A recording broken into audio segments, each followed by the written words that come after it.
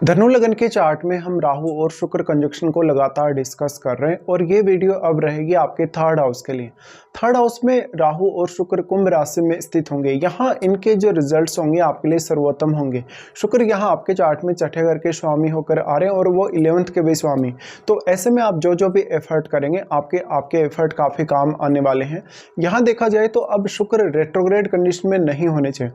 अगर मान लो शुक्र रेट्रोग्रेड होंगे तो राहु का प्रभाव इन पर काफ़ी ज़्यादा स्ट्रांगली पड़ेगा, बट शुक्र के वक्री होने से शुक्र के गुणों में कमी आ रही है। हालांकि राहु फिर भी मल्टीप्लाई कर रहे हैं, लेकिन वक्री होने के केस में कुछ हद तक आप ये लगेगा कि आपके जो रिजल्ट्स जो आप पाना चाहते हैं कहीं ना कहीं इस कंजक्शन की वजह से, या जो आप होप रख रहे हैं वैसा होगा नहीं, तो आपको अब एक्स्ट्रा एफर्ट्स की ज़रूरत पड़ सकती है।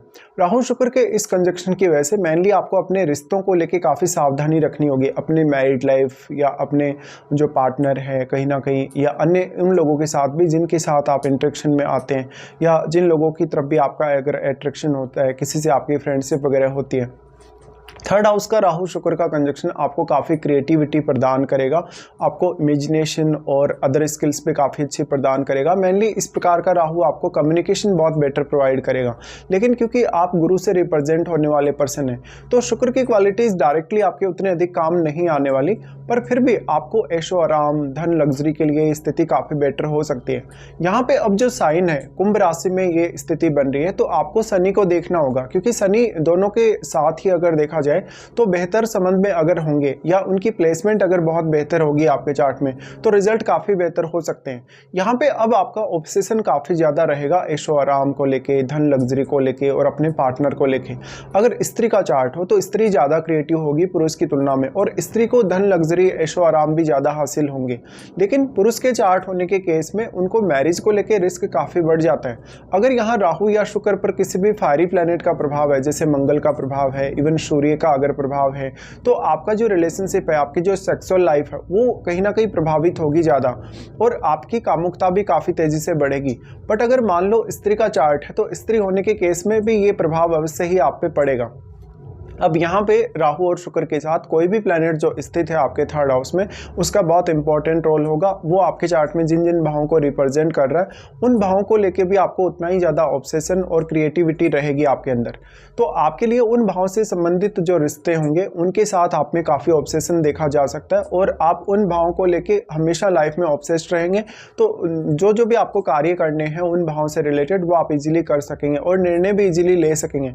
लेकिन राहु का यहाँ प्रभाव है, राहु का प्रभाव होने से आपको शुरुआत में बहुत ज़्यादा मेहनत करनी पड़ेगी, या आपको अपने आप पे वर्क करना पड़ेगा। इस प्रकार का राहु और शुक्र का कंजक्शन आपको मेनली सेल्फ डिपेंड बनने की तरफ काफ़ी आगे लेकर जाता है। जब आप मैरिज करते हैं, स्पेशली पुरुषों के केस में इस कंजक्शन को देखा जाए तो मैरिज के हिसाब से हो सकता है उतना बेटर कंजक्शन नहीं है, क्योंकि शुक्र यहाँ राहु के साथ होने से आपका पार्टनर आपको इजीली चीट कर सकता है। शुरुआत में आपको आपके पार्टनर से बहुत लगाव रहेगा, बहुत ही ज़्यादा कहीं ना कहीं फिजिकल अटैचमेंट या इमोशनल अटैचमेंट रहेगी। लेकिन कभी कभी आपका जो जीवन साथी है वो आपसे बहुत सारी चीज़ें अपनी हाइड करेगा, कहीं ना कहीं अपना जो कुछ भी वो आपके सामने व्यक्त करना चाहता है, अपनी बात आपके रिलेशनशिप को लेके, आपके आर्थिक स्थिति को लेके। ऐसे में जो भी आप पार्टनर चुन रहे हैं, यहाँ आप राहु को फॉलो ना करें तो ज़्यादा बेहतर हो सकता है। अगर आप राहु को फॉलो कर रहे हैं तो आप किसी मैट्रिमोनियल साइट से अपना रिश्ता तलाश रहे हैं, या उस रिश्ते के साथ आप मैरिज कर रहे हैं कहीं ना कहीं, या आप एक लव मैरिज करने को देख रहे हैं, या तो फिर इंटरकास्ट मैरिज या इंटर रिलीजन मैरिज करने को देख रहे हैं। हालांकि इस प्रकार का राहु शुक्र का कंजक्शन आपको फॉरेन से भी काफ़ी ज़्यादा गेन दे सकता है। इवन मैरिज होने के तुरंत बाद भी आपको फॉरेन में वो कहीं ना कहीं सेटल करवा सकता है या ट्रेवलिंग दे सकता है। राहु शुक्र का ये कंजक्शन आपको क्रिएटिव तो बनाएगा ही, साथ में आपकी जो स्किल्स होंगी वो काफ़ी अच्छी होंगी और आपके काफ़ी काम भी आएंगे। लेकिन इस प्रकार का राहु शुक्र का कंजक्शन आपको बहुत ही एक रंगीला इंसान बनाता है वास्तव में, क्योंकि आपका जो टैलेंट होगा, आपकी जो हॉबीज होंगी, तरह तरह के आपके जो शौक होंगे वो डिफरेंट हो सकते हैं। यहाँ पे अब शनि सबसे ज़्यादा आपके लिए मैटर करेंगे, क्योंकि शनि यहाँ डिस्पोजिटर भी हैं और राहु शनिवत ही चलते हैं। तो शनि आपके चार्ट में मान लो बहुत अच्छी स्थिति में बैठे हैं, तब ये कंजक्शन आपके लिए और भी ज़्यादा अच्छे प्रभाव लाएगा। यहाँ पे अगर हम इनकी दृष्टियों के हिसाब से विचार करेंगे तो राहु सबसे पहले आपके 7वें भाव को एस्पेक्ट करते हैं, जहाँ उनका अब वो उच्च का घर है। तो मान लो आपके बुध अगर वेल प्लेस्ड है, तो ऐसा राहु और शुक्र का कंजक्शन आपके बिजनेस के हिसाब से काफ़ी बेटर होगा। जब भी लेकिन पार्टनरशिप की बात आती है, अगर कहीं ना कहीं किसी स्त्री के साथ आपके रिलेशन की बात आती है, तो वहाँ पर आपको बहुत ही ज़्यादा सावधानी रखनी होगी। स्पेशली कोई भी ऐसा बिजनेस आप करें जिसमें जो स्त्रियों के लिए कोई भी आइटम का आप निर्माण कर रहे हैं, कोई ब्यूटी प्रोडक्ट्स का निर्माण कर रहे रहे हैं, तो वहाँ पर आपका जो पार्टनरशिप है उस बिज़नेस में, वहाँ स्त्रियों के साथ अगर आप पार्टनरशिप करने जा रहे हैं तो आपको काफ़ी रिस्क हो सकता है। ऐसा हो जाता है कभी कभी ओवर ऑब्सेशन की वजह से या बहुत ही अव्यवहारिक थिंकिंग की वजह से रिलेशनशिप को लेकर कुछ ऐसे फैसले ले लेता है जो उसको काफ़ी ज़्यादा हार्म करते हैं आगे चल के, या उसके रिलेशनशिप को तोड़ने में अहम भूमिका निभाते हैं। हालांकि अब आपका सप्तम भाव को लेकर भी ऑब्सेशन काफ़ी स्ट्रॉन्ग रहेगा। ऐसे में सप्तम भाव में बैठा हुआ प्लैनेट भी कहीं ना कहीं एम्पलीफाई होगा, उसकी क्वालिटीज़ भी काफ़ी मल्टीप्लाई होंगी राहु की दृष्टि पड़ने से। तो वो प्लैनेट आपका किस प्रकार का प्लैनेट है, क्या वो फायरी प्लैनेट तो नहीं है, क्या वो राहु के साथ मित्रवत है? अगर राहु के साथ मित्रवत होगा वो ग्रह तो आपके नेम फेम और आपकी प्रसिद्धि को बढ़ाएगा, इवन मैरिज होने के बाद भी। लेकिन अगर प्लैनेट का संबंध राहु से अच्छा नहीं है तो यहाँ पर आपको काफ़ी ज़्यादा अवेयर हो जाना चाहिए। अब इस केस में कभी कभी अगर फायरी प्लैनेट आपके सप्तम में है तो जो आपका जीवन साथी आ रहा है आपकी लाइफ में वो बहुत ही ज़्यादा डोमिनेटिंग हो सकता है आपके रिलेशनशिप को लेकर। इस तरीके से अगर देखा जाए तो जातक बहुत टैलेंटेड होगा हालांकि, लेकिन जब भी वो दूसरों के साथ इंटरेक्शन में आता है, दूसरों के साथ व्यवहार करता है, डील करता है, तो उसको काफ़ी सावधानी रखने की आवश्यकता होगी। अब मान लो अगर कोई फायरी प्लैनेट आपके सप्तम भाव में है तो ऑलरेडी आपका, क्योंकि इधर शुक्र राहु के साथ होने से ऑब्सेशन है धन, लग्जरी, ऐशो आराम को लेके और आपके रिलेशनशिप को लेके, अब ये सारा का सारा आपका और ज़्यादा बढ़ने वाला है।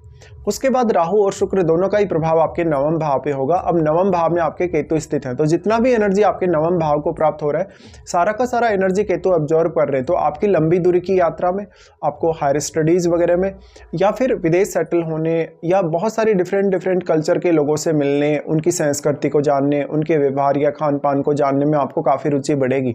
जितना भी एनर्जी यहाँ केतु को मिल रहा है राहु और शुक्र से, सारा का सारा एनर्जी केतु अब्जॉर्व करने की वजह से आपको थोड़ा डिससेटिस्फेक्शन अवश्य ही देखने को मिलेगा। तो केतु के साथ बैठे हुए प्लैनेट को भी लेकिन आपको देखना होगा, वो प्लैनेट आपके चार्ट में जिन जिन भावों को रिप्रेजेंट कर रहा है उन भावों को लेके जो आपके फैसले होंगे हो सकता है वो सही ना हो। यहाँ पे वो प्लैनेट अब केतु के साथ किस प्रकार का रिलेशन रखता है या राहु या शुक्र के साथ किस प्रकार का रिलेशन रखता है, क्योंकि उसकी क्वालिटीज़ काफ़ी डिक्रीज होंगी, तो वो प्लैनेट आपके चार्ट में जिन जिन भावों को रिप्रेजेंट कर रहा है उन भावों से संबंधित आपको काफ़ी दिक्कतें आएंगी, या उन भावों से संबंधित प्लान करना आपके लिए आसान नहीं होगा। राहु शुक्र का यहाँ पे जो नवम भाव पे एस्पेक्ट है उसकी वजह से हालांकि देश विदेश में घूमने फिरने की इच्छा, देश विदेश में कुछ अपना नाम कमाने की इच्छा आप में बहुत ही ज़्यादा स्ट्रॉन्ग रहेगी। ऐसे में पार्टनर कुछ हद तक आपकी मदद अवश्य कर सकता है अगर आपका सप्तमेश अच्छी स्थिति में हो, बट राहु एक चीटर प्लैनेट होने के केस में मैरिज को लेके, अपने रिलेशनशिप को लेके हमेशा ही आपको अवेयरनेस रखनी होगी। उसके बाद राहु का प्रभाव पड़ेगा आपके 11th हाउस पे। हाँ, यहाँ राहु का जो प्रभाव पड़ रहा है ये मोस्टली आपके फेवर में ही होगा, बट मान लो अगर 11th हाउस में कोई राहु का मित्र ग्रह बैठा हो तभी आपको इसका सबसे ज्यादा फायदा मिलेगा। अगर राहु का कोई शत्रु ग्रह आपके 11th हाउस में बैठा है तो उस केस में फिर आपके ये जो रिजल्ट होंगे उतने बेहतर नहीं होंगे। अब जस्ट राहु आपकी अपेक्षाओं को बढ़ाने का काम करेंगे। एक तरफ आप मेहनत कर रहे हैं, बहुत ज़्यादा हार्डवर्क कर रहे हैं और अपने टैलेंट को बढ़ा रहे हैं, दूसरी तरफ आपकी जो धन, लग्जरी, ऐशो आराम को लेके, नेम फेम को लेके जो अपेक्षाएं वो भी काफ़ी तेज़ी से बढ़ रही हैं। तो आप एक बहुत ही सक्सेसफुल इंसान बन सकते हैं, बट आपकी जो मेहनत होगी, आपका जो एफर्ट होगा वो सही डायरेक्शन में होना जरूरी है। इसके साथ साथ आप में अब दशा के हिसाब से भी विचार करना होगा चार्ट में, क्योंकि जो दशा है अगर राहु या शुक्र की दशा होगी तो ये परिणाम आपके सामने बहुत ही स्ट्रांगली आएंगे, बट अगर इनकी महादशा नहीं है तो आपको अपना एफर्ट ज़्यादा से ज़्यादा लगाना पड़ सकता है। अब बात आती है आपके मैरिज की या आपके रिलेशनशिप की। तो मैरिज या रिलेशनशिप के हिसाब से देखा जाए तो जातक अपने पार्टनर के प्रति बहुत ज़्यादा ओवर ऑब्सेशन में रहेगा।